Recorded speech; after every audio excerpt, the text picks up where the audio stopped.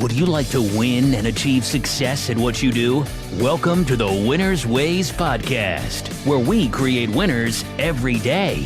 And now, your host, the author of Winner's Ways book and life coach, Bola Alabi.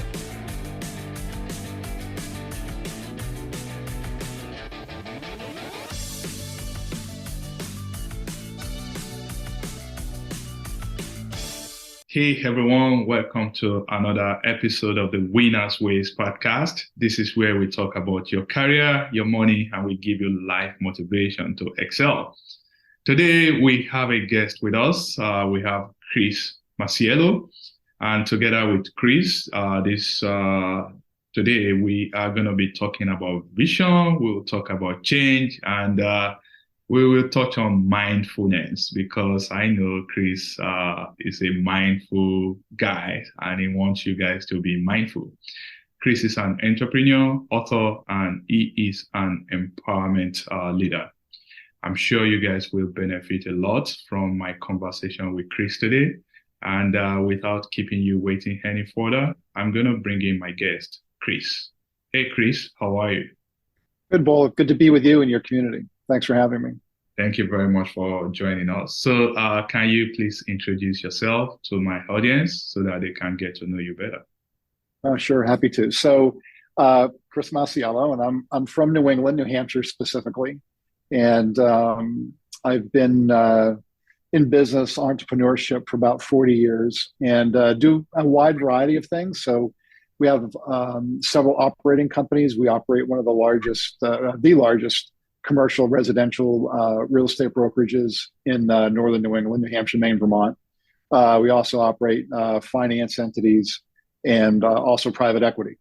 So I'm really fortunate that I've had a lot of diversity, in my career, and the opportunity to work really with some pretty amazing people.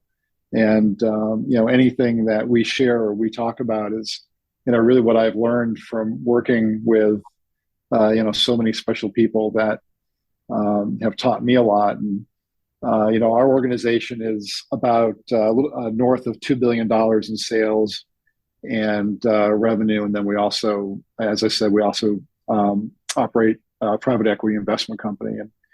And it's for me, the opportunity to work with people is, philosophically for me is obvious. It's the opportunity to work on myself too. So, anything we talk about is really kind of, me pulling from the collective. So I completely agree with that. So looking at your journey, Chris, from, you said you've been an entrepreneur in business for over 40 years. 40 years. Yeah, started my late teens. So that's been a long time. So that's a long time. So what would you say is the role of vision in how far you have come? You are a business leader, obviously. You are an author.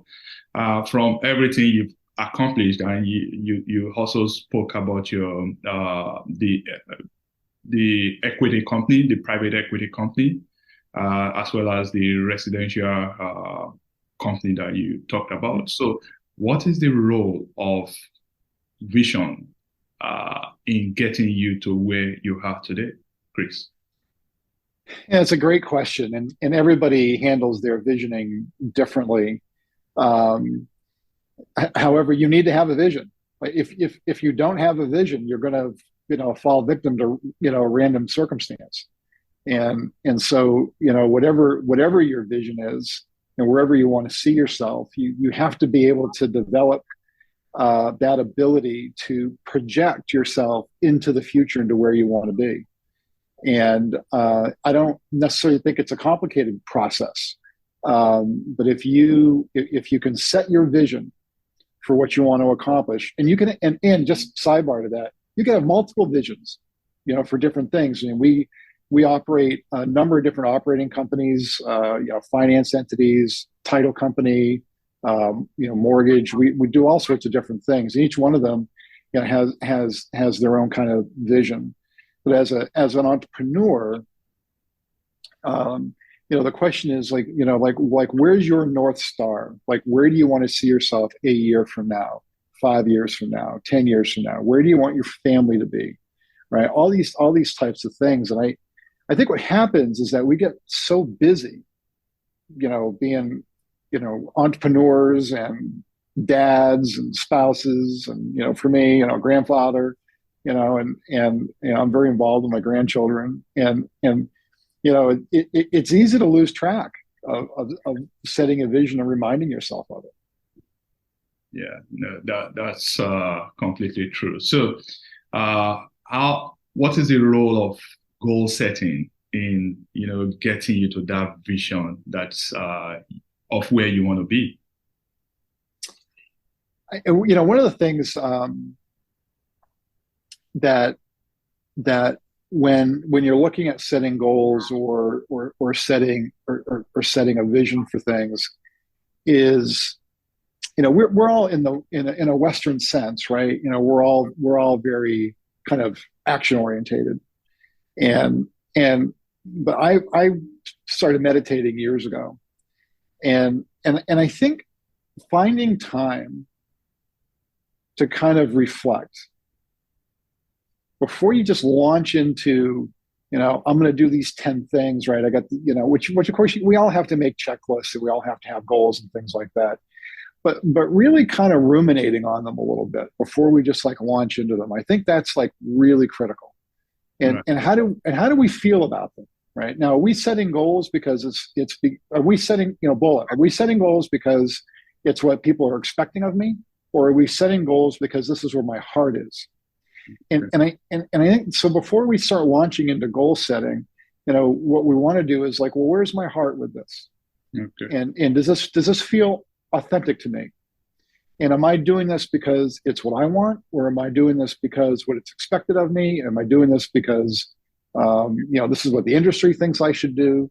And all those types of things. So I think the first step in goal setting is taking the time and creating the space so that you can sense into, your heart. Where's your emotion on where you want to be? Okay, that's good. You say take the time, create a space, and look into your heart to know where you really want to be. You wrote a book, Chris, Change, and it's all about guide to personal transformation. Can you give us some takeaway from your book, Change?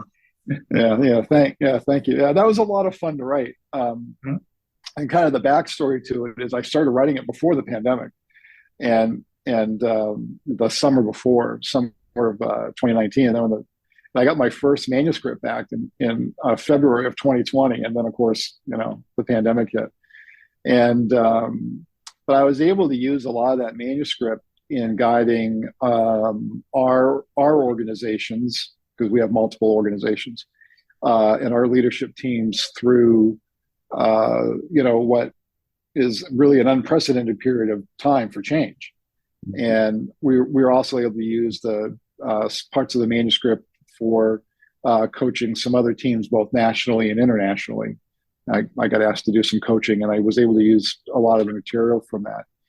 And the book, change is the one thing that it's the one constant, right? That we always hear these cliches about change, but it's true. And I think as entrepreneurs and business people, change is the one skill we have to master. Because it's the one thing we're always going to deal with.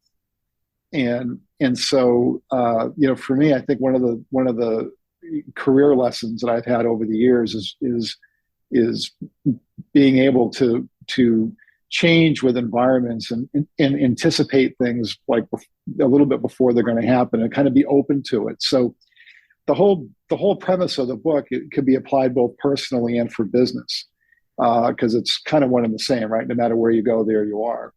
And so it really walks people through why change is hard for us. We can spend some time on that. That's kind of fun.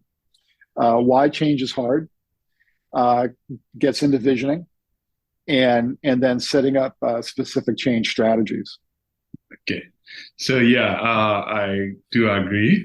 Change is the only constant thing, and the world that we live in today will continuously change. I don't Yeah. think there's any controversy around that. But I know many people out there, they will want to know how to manage change. You said something about anticipate change and be open to change.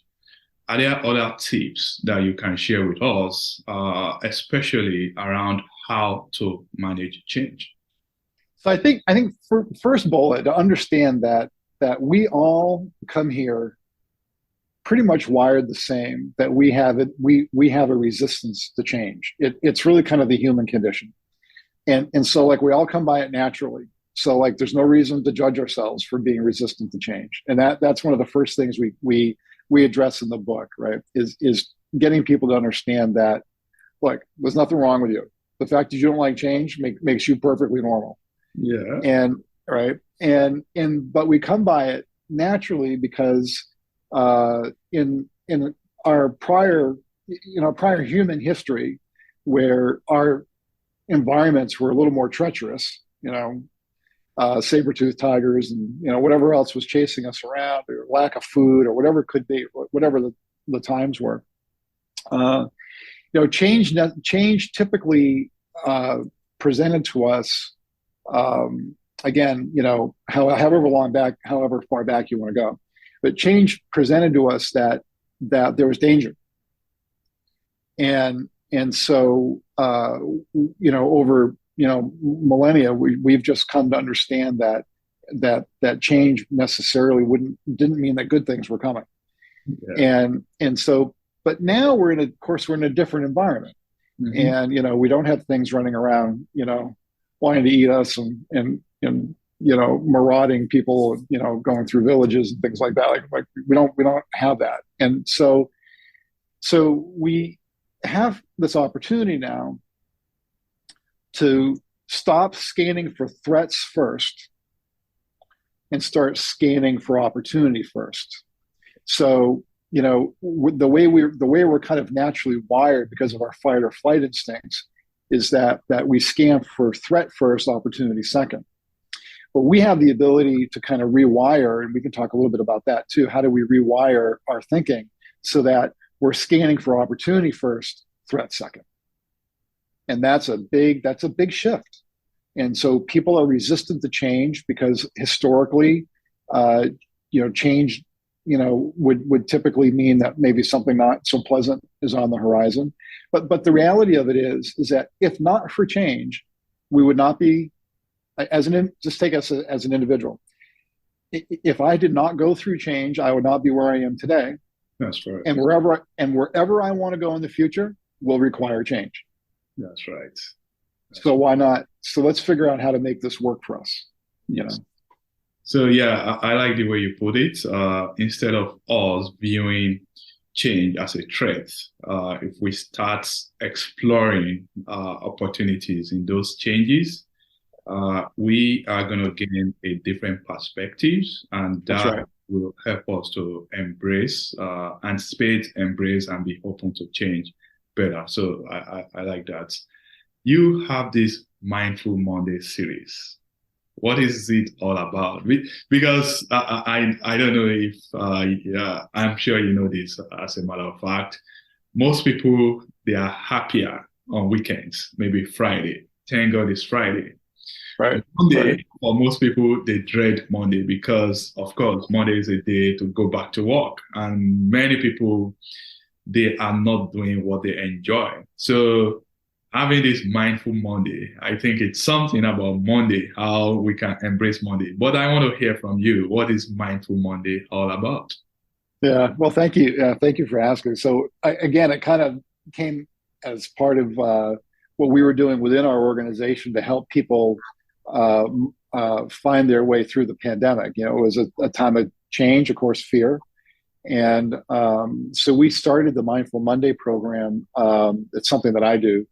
And we started it in the pandemic as a way to help people, within our organization. It's expanded since that outside of the organization, but to basically give them a little bit of a jump start for a positive mindset for the week. And in fact, I have a second book that's in production now, which is called Mindful Mondays, and it'll have 52 Mindful Monday topics. They're very short topics. It'll get into things like managing your perspective, understanding what opportunity is, all those types of things. But it's been popular. Because I think, like you said, right, we got to get fired up for the week, and then how do we start the week on the right foot? And so that's really what it's about. Okay, because I also talk about career on my show, and my goal is to get more people to find something that they enjoy, so that they can grow and thrive in their career. Are there some tips that you can share with us so that people listening to this show will benefit from these tips or ideas or strategies on how to grow in their career? What do you have one thing to share with us? Yeah, thanks. Thank you. So I have one topic that's kind of like my favorite, and it's called the myth of 100%. Okay. And so, we're all culturalized, socialized to think that, when we say, oh, I'm going to give it 100%, that's some form of excellence. And so, in my talks with people and in a different settings, I challenge everyone to say, listen, 100% is neutral, because 99% means if you put in 99%, that means you're moving backwards. Mm-hmm. If you put in 100%, you're neutral, because the only way you gain ground is the extra effort above 100%. You have to be at 101, 102, 103, 104, and so on. And so when we say we're going to give it 100%, 100% is what we pass through on our way to excellence, because we only make progress when we're above 100%. And so, those are some of the things, Bola, that we talk about. It's a little bit about challenging, the status quo thinking that people have, and kind of moving people, outside of either how they've been culturalized or like myths, right? Like, I think, like, I always look at 100% as it's a myth. It's 100% is neutral. It doesn't get you anywhere. You've got to be north of 100%. Okay, so go above and beyond. That's what I'm saying. Yeah, because look, yeah. I mean, it's the extra effort. Yes. It is only the extra effort. Like, if you're an entrepreneur or a striving entrepreneur or trying to sort out your career, it's only in that space that's above 100% and in the extra effort that's going to move you forward. Okay, no, that's a concept that I'm going to be embracing, because going that extra mile, that extra effort, I think that's what's going to distinguish the successful people, the top performer, from the average folks out there. So that is good. You talked about Better Homes and Gardens Real Estate. That's the residential company that you mentioned, right? It is, yeah. Thank you. Yeah, so we operate one of the largest Better Homes and Gardens real estate franchises in the country, and that's our real estate operating company that we operate in New Hampshire, Maine, and Vermont. Okay, Massachusetts too. Yeah, because I think I'm in Texas. I think I've seen that company somewhere, maybe when I was looking to buy a house. Yeah. So you guys are nationwide, I believe, right? We are, yeah. Oh, that's cool. That's cool.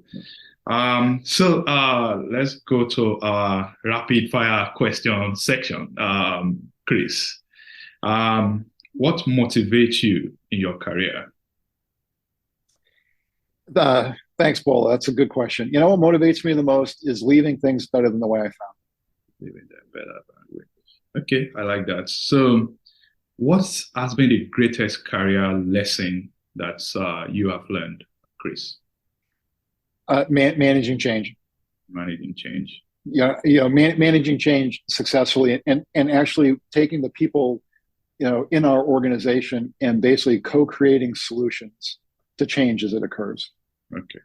So, if you are a reader, and I believe you are one, what book has impacted you the most?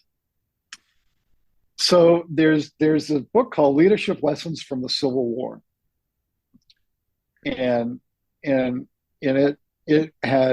it's probably 20 years old now, maybe even a little bit more than that, and had huge impact on me because it was talking about the both the North and the South in the American Civil War, how they were basically trained in tactics that were really more from the Napoleonic era. And then all of a sudden you get into the American Civil War, and the technology totally changed. You had rapid transit with trains, you had telegraph, rapid communication, the equipment they used, rifled muskets, things like that. And really you had a whole group of leadership that was trained one way, and all of a sudden they were put into, obviously pretty intense circumstances with totally new technology, and they had to forget everything they knew in most cases to learn all new tactics. Okay, and finally, as a leader, what is one quality that you possess that has helped you to, get people to deliver for your organization? I would say empathy. Empathy, yeah. Different than sympathy. Yeah. But empathy and understanding what other people are going through, and how that really impacts the rest of the organization, and that ability to sit and listen with people, just sit and listen on how things are, what are better ways to do things, different perspectives. I have this kind of philosophy that if you and I were running a factory and we were having a production problem, it wouldn't, like, the smartest thing wouldn't be you and I to figure it out. The smartest thing would be to go down and hang out with the people on the floor that are doing the production and ask them what's the problem. Yeah. So I think the ability and the willingness and the patience to listen. Okay. So as we are wrapping up, Chris, are there things that you want to tell my audience that we have not touched on?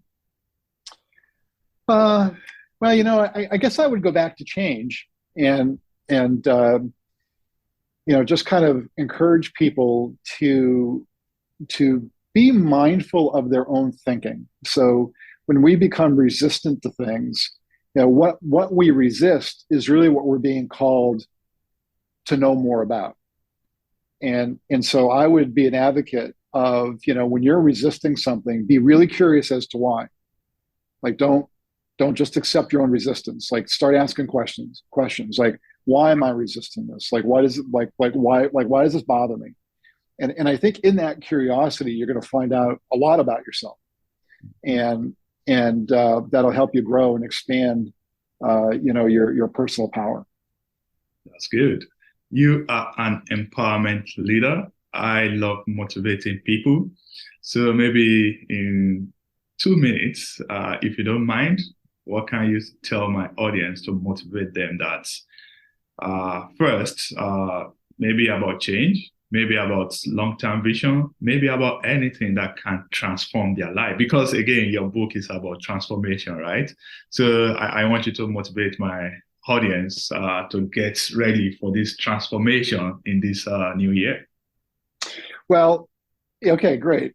That's a fun topic. So I think understanding that we build habits every day. Yes. So what we have to do is understand that if I have this habit of whatever it might be, I'm not saying it's positive or negative because they can be both. It took me, the average person, the average habit could take 6 weeks to develop. That's right. Or if it's a habit you don't want, it could take 6 weeks to dissolve. And what we have to do, and it's hard in this age because we're used to DoorDash, food shows up in 30 minutes. We're used to texting, and we're used to immediacy for almost everything. That's instant gratification. Yeah, instant gratification is to be patient with yourself, right?